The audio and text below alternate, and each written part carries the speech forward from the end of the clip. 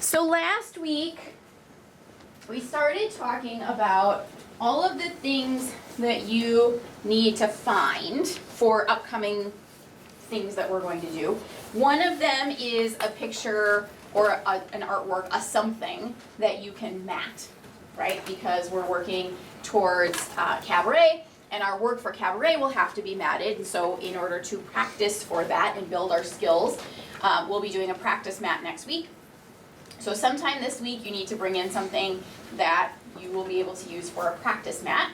It works well if that thing is like on the smaller side, like smaller than a regular piece of paper. Okay, but it can be anything. In addition, I told you to start thinking about a portrait of someone that you would want to draw. Okay, and this is the project that we will incorporate that into. So this is our grid portrait unit, okay? The reason that we do this is it significantly contributes to your development as an artist, okay?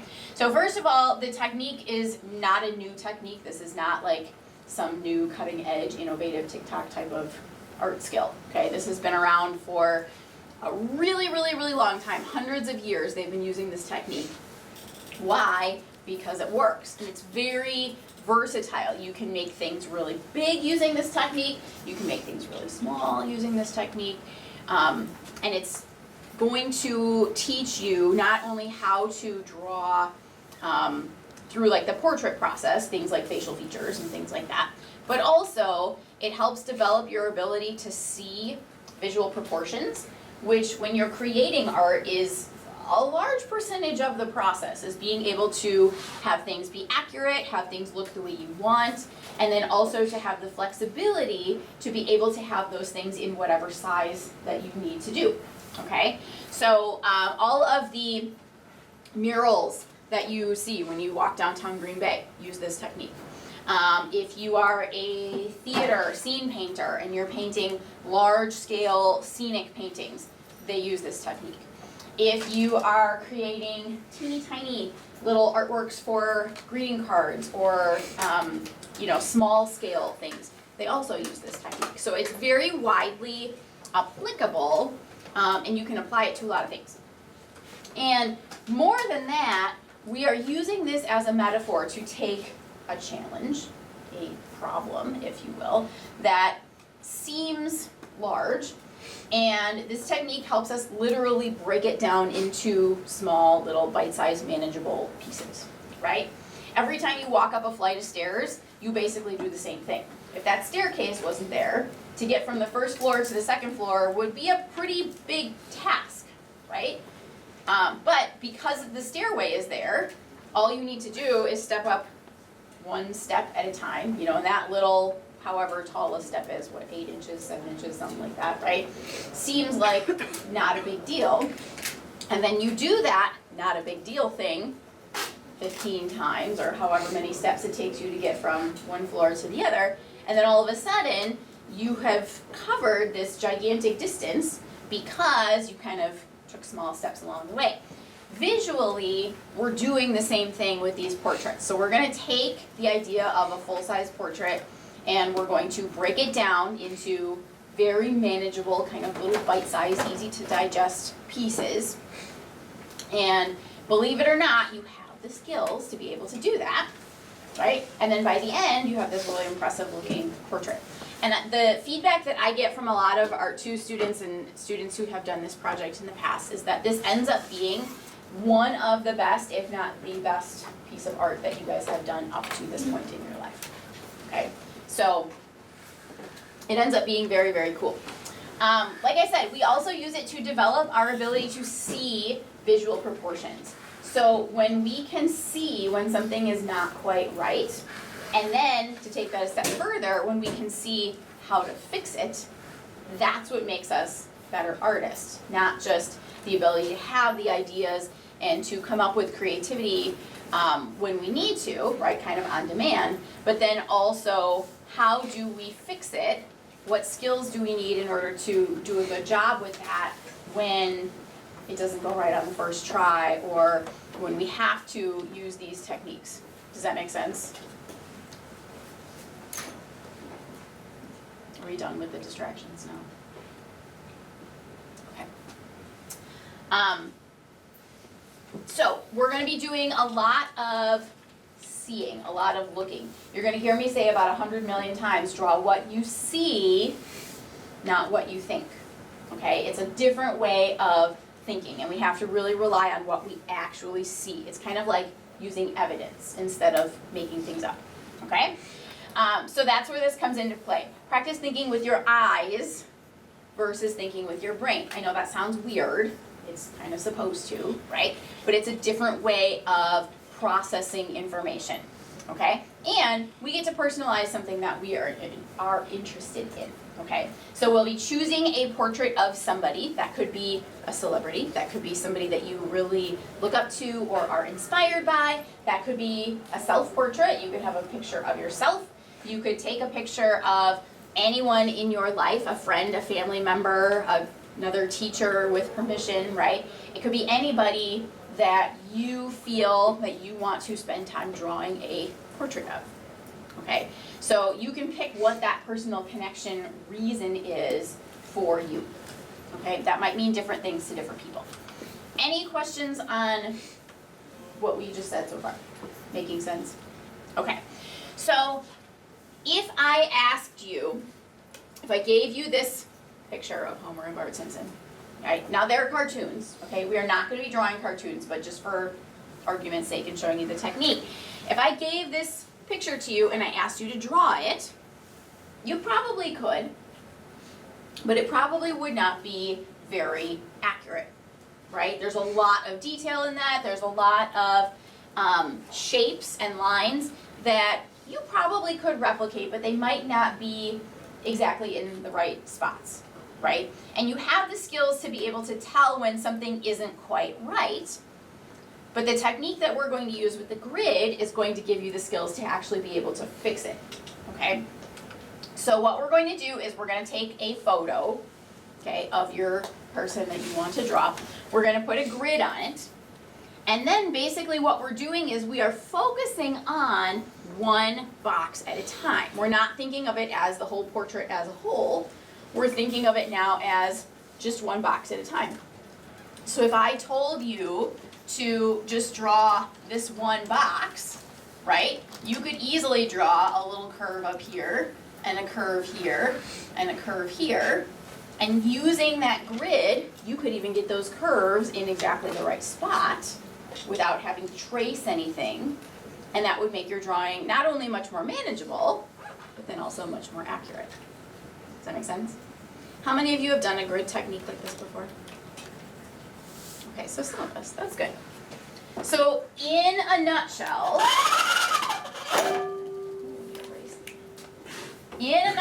this is how this technique works.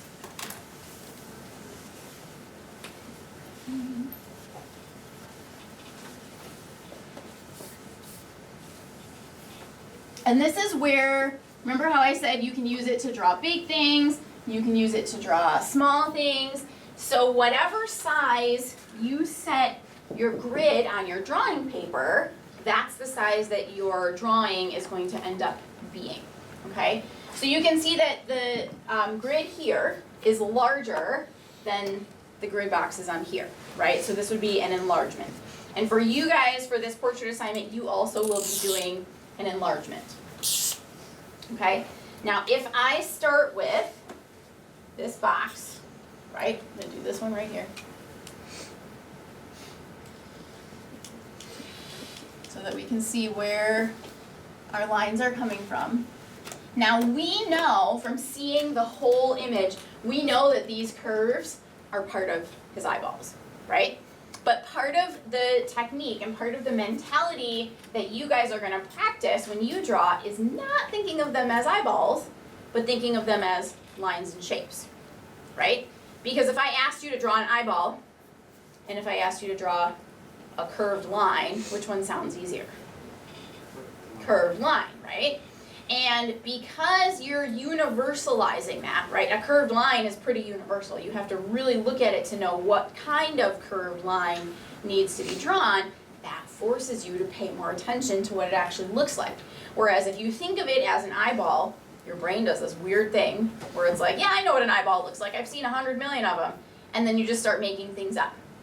And when that brain shift happens, that's when things stop looking less accurate and start looking more made up and stylized. Okay? So what I'm looking for is our halfway points in this box. So not only are we breaking this whole picture down into boxes, but then we're breaking each box down even further. Okay? So within this box, my first curve, I'm looking at this curve right here, it starts a little bit to the right of this halfway point on the bottom. So if this is my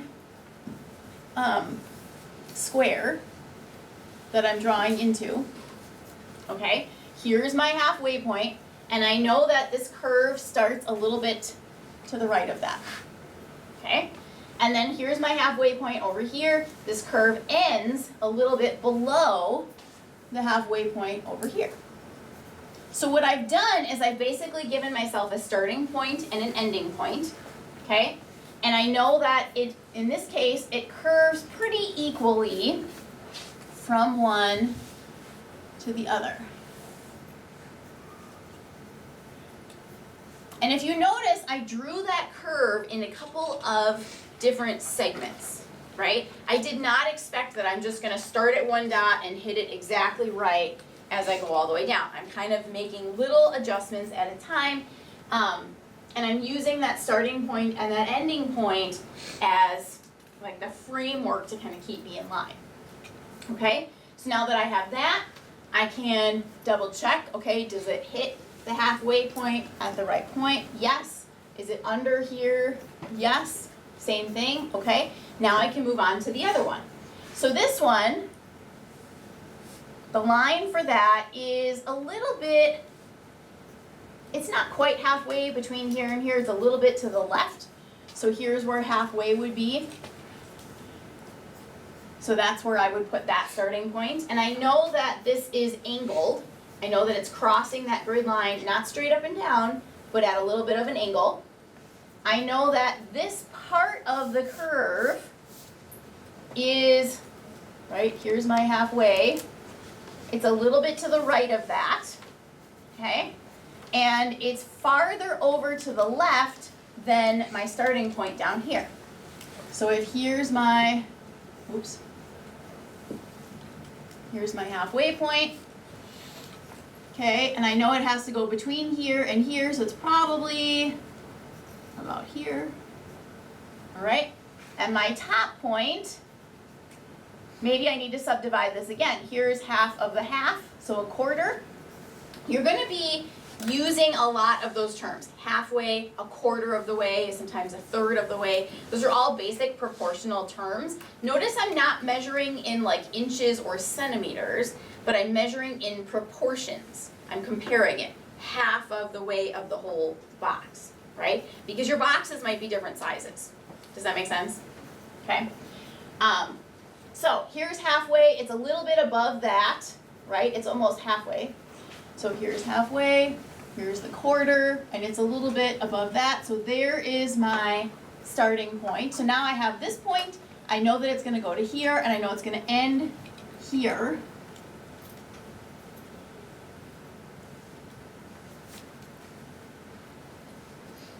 And then I can put that in. Does that make sense how I got that? Okay? And it's very, very common, especially when you're making things like curves, to kind of make that first line and then step back and say, it kind of needs a little bit of an adjustment. And then you erase, and then you redraw. Or I should say, you redraw first, then you erase.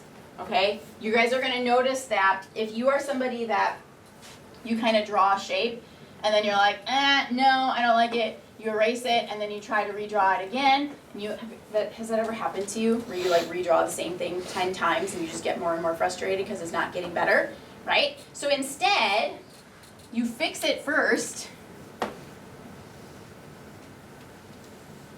and then you erase the parts that you don't want. that's a much better strategy than erasing and trying to just hit it on the first try again. Does that make sense? Okay. So does this process make sense? Okay, this is kind of the gist of the whole thing. So here's another version of basically the same technique. This is a grid technique also. It's breaking a picture or an image down into, right, lines, grid lines, and rows and columns. It's just that instead of doing, like what we just drew is called a contour line, which is like an outline. Instead of doing a contour line, they are filling the whole square with a color, kind of like pixels, right? So this technique can be applied in all sorts of different ways, okay? We're just using kind of one small segment, one small version of this technique. Now, an artist who used grid enlargement for a living is Chuck Close. And this particular artist did not have the greatest upbringing. He was not very fortunate in his early life. He struggled with dyslexia and learning disabilities. People thought that he was dumb and lazy and basically didn't acknowledge skills that he had because he struggled in school. His family was poor and they didn't have very good health insurance, and so they didn't have access to resources like we might have now with like learning support specialists and stuff like that. They said that he wasn't qualified for college. They had all these reasons why, you know, he was not particularly well suited for a professional career, but he did like to draw, and that was part of how he got through a lot of his schooling, was he kind of studied by drawing. And so he eventually graduated from the University of Washington and Yale. He was a very successful artist. He established a really successful career during the 1970s as a photorealist portrait artist, meaning that the style of portraits that he was creating were so realistic they looked like photos. Okay? At the height of his career, he suffered a spinal blood clot, which basically impaired his physical ability to make art and to move. He was confined to a wheelchair. And so what he had to do was adjust his style. His art style literally changed to accommodate his physical changes. Okay? So I will put these slides in the Google Classroom post for you so that you can read the quote. But this is him. This is before his physical changes happened, and so he was creating these very, very large scale, very, very realistic portraits. He was drawing individual eyebrow hairs and individual pores in the skin of his subjects. And if you look into Chuck Close, and if we have time, we'll watch a video about him. He had a condition called prosopagnosia, which is face blindness, which is like, do you ever get that feeling where like you see somebody and you're like, you look very familiar, I recognize your face, right? That ever happened? Even if you don't really know who they are. If you have face blindness, you don't have that ability at all. You do not recognize faces. Even people in your family, even people who are very close to you. The way he describes it is every time someone would turn their face even just, you know, half an inch, it's like your brain kind of resets and it's a whole new face. And it's almost like the way, I don't have this condition, but the way I kind of interpreted his explanation was kind of like Dory in Finding Nemo, how her short-term memory wouldn't allow her to like remember things that just happened. That was kind of how his interpretation of faces felt. Was every time somebody moved their face, it was like it reset, he couldn't remember what their face looked like. So that was part of what informed his choice to focus on portraits, right? Because the way he described it is if he could put them in flat version on a canvas or on a wall, then he could remember them. And so he wasn't doing, for the most part, he wasn't doing portraits of like really super famous people. He was doing portraits of his friends and his family and people he loved to help him remember them. Okay? So this is the scale of how large his portraits were. These are absolutely enormous works. And he had some in color, he had some in black and white. Again, it's like individual pores. That's the level of detail that he was getting down to. Now, are you gonna have to go to that level of detail? No. But I do want you to notice, remember we're talking about visual observation, and so we are going to look that closely at people and at their pictures, okay? Now this was how his style changed after his physical abilities changed. So the grid that he was using before now became actually part of the finished work. It wasn't just erased, but it actually became kind of part of that final aesthetic. And instead of drawing individual pores and individual hairs, he kind of made each little section of the grid into its own little abstract painting. And when you put all those little painted pixels together, your eyes and your brain do what's called optical mixing, and you kind of put all those colors together. This is exactly how like a magazine printer works. You ever look up close at a magazine page and you see all the little dots of ink, right? So he's just doing the same thing, but on a very large scale, okay? So his portraits are still very, very, very large. They're just gridded, and they're painted with less individual like detail and more about individual grid squares. So in this particular example, this is a circular grid instead of a linear grid, okay? This is a self-portrait, and this one is incomplete. This kind of shows you how his process works. So he kind of starts with kind of a flat background color, and then on top of that, he layers other colors, and the goal is that by the time you get through a couple of layers, your eye kind of puts it all together to see what the image actually is. Does that make sense? Okay, all of this he's working from photos. So this is him working in his studio. This is the photo. So he takes these really large photos to begin with. Okay, these are large format photos. The photo's probably 16 by 20, 18 by 24. He puts a grid on the photo. Okay, I don't know if you can see it. And then he works one row at a time. So this piece of tape on the photo is the equivalent of this piece of tape across the canvas. And you can see they kind of built him this big like track system that lifts and lowers the canvas. It goes down into a slot through the floor so that he can get to the top without him having to get taller. The artwork comes down to him. And he kind of works one row at a time to create the different values that are represented in the photo. Now, how come he gets to just copy photos and call it his own work? Well, he's the one taking the photos. So if you do a little digging into, there's some like documentaries and stuff out there about his work, they kind of show that studio process where this is like a big production to have these subjects come.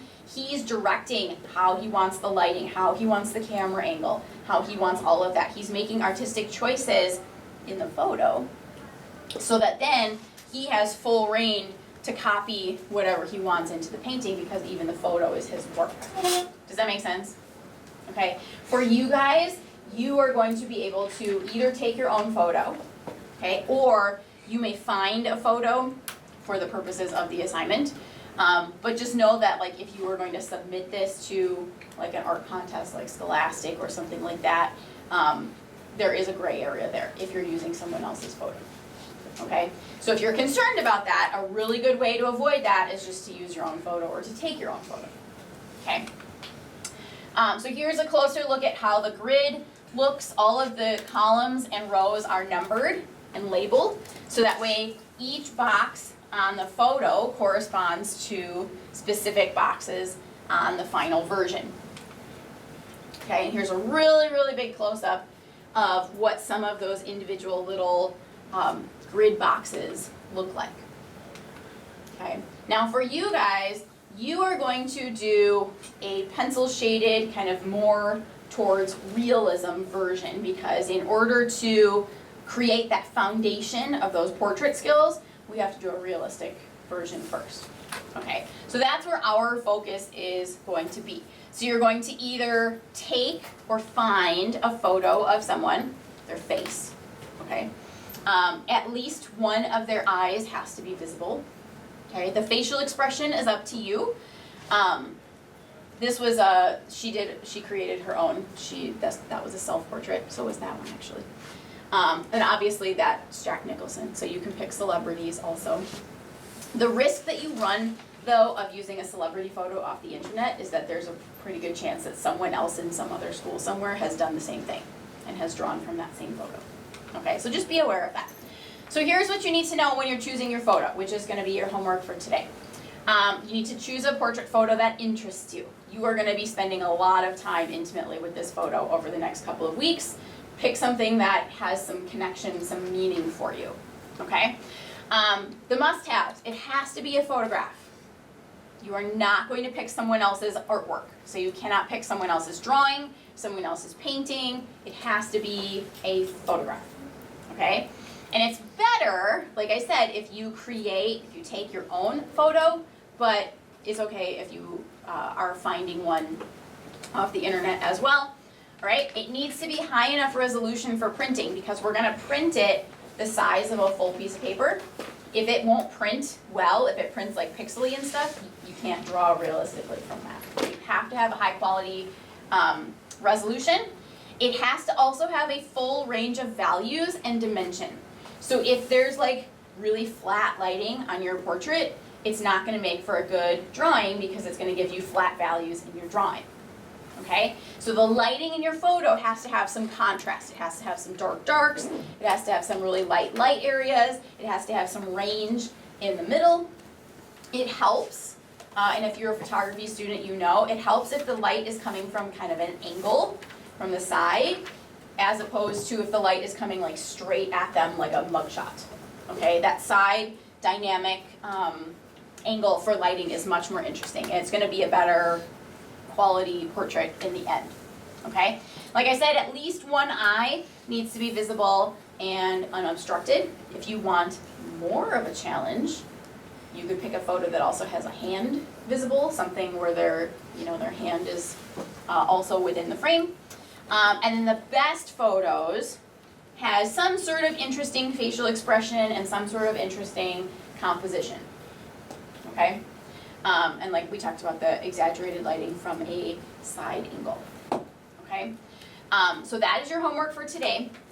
I would also recommend when you're finding photos that you find several, like at least 2 or 3.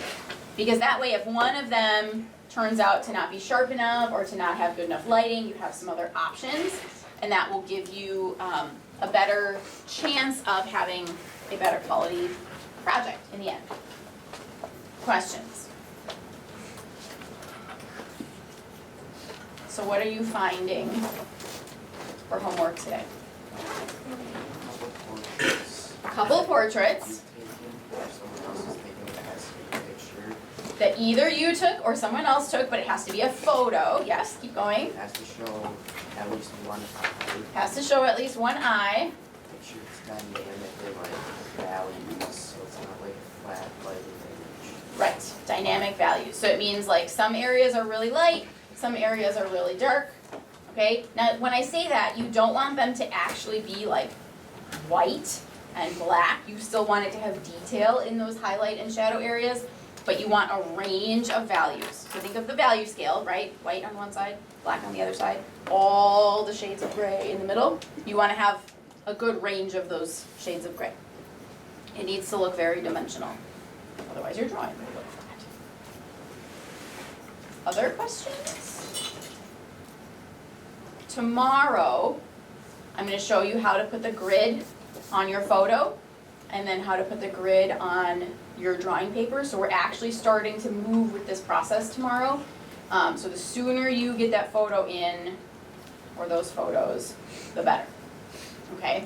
If you need to print something, you can go to the library and log in on that computer that is by the printer underneath the clocks, right?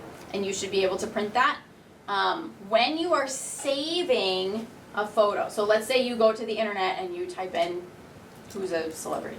Kendrick Lamar. okay? And you type in Kendrick Lamar and then you find a picture of him, you need to find a large picture. You can't just print from the little thumbnail. You understand that, right? Do you need me to demo that or do you get it? Okay, wonderful. So come tomorrow with multiple photos printed so that you have options. I will show you how to put the grids on and we'll go from there, okay? Buckle in because this is a long project, but I promise you it's worth it in the end, okay? We're gonna go through the grid process. We're gonna go through each of the facial features. So I'm gonna give you a demo just on eyes, a demo just on the nose, a demo just on mouth, a demo just on hair. So we're gonna break down all those skills. So we're gonna learn a lot with this one, okay? Good. You guys can start looking. It does need to be human, yes. Like I can do my dog. You can have your dog with you in the photo or with another human, but there has to be a human component to it. It cannot be just an animal. Thank you.